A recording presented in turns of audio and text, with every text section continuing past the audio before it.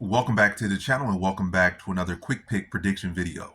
In this video, I'll be predicting the featherweight bout between Shane Collins versus Otari Tanzalovi. And how do I feel about this one right here is I'll go low confidence Otari Tanzalovi to beat Shane Collins.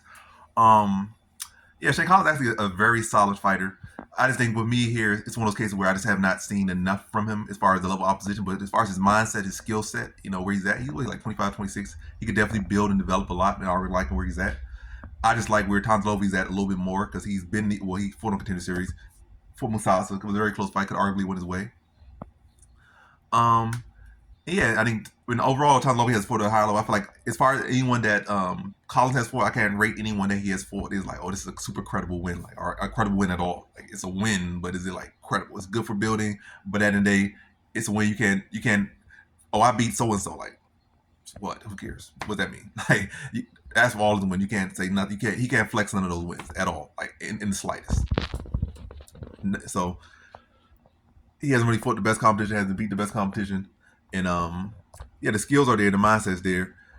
I don't really know about his wrestling where it's at.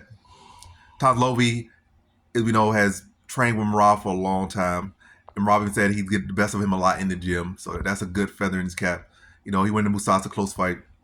He fought some other decent guys on the regional scene and outside, like so. He hasn't just fought scrubs. So yeah, at least four guys that would have been on Ultimate Fighter, four guys that been in the UFC. So his level of competition has definitely been incredible. Has trained with guys that have been in the UFC. Trained with guys that it was one of the greatest bantamweights, if not the greatest bantamweight of all time, in Marab. So I would feel like with that Georgian background in wrestling, I feel like he would have the wrestling edge. That's another edge here. I now have seen Collins taken down even against mediocre competition, so that's a questionable thing. So Tanzalovi should be able to wrestle him. That's another angle.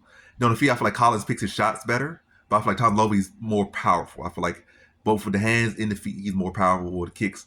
I feel like Tanzalovi has more power in his kicks and more snap in his kicks. But the issue with his kicks is that in the Musasa fight, I think he was throwing with too much power and not too much setup. Like if you probably would have set it up to the body to work the body, then try to set up to the top and set up and do a good feint and got the head kick, that probably would have been something that would have put Musasa, but he was just trying to land as hard as possible. Like he was landing, but Musasa was like, is a physically strong guy, a mentally tough guy. So you're landing these clean shots that probably would put away other guys. But to get put away a guy like that type of toughness, you got to land clean, flush, critical areas. But he wasn't doing it. He was landing with power. Where I feel like that's where I feel like Collins does. He does a better job of setting shots up to land critical. But anyway, I feel like Tanzalovi will be faster. I feel like he'll hit harder, kick harder, and I feel like he'll have the wrestling edge. I think it's a competitive scrap, and I think Tanzalovi will ultimately be an edge, a competitive decision over Shane Collins. So in this one, I have Otari Tanzalovi via decision.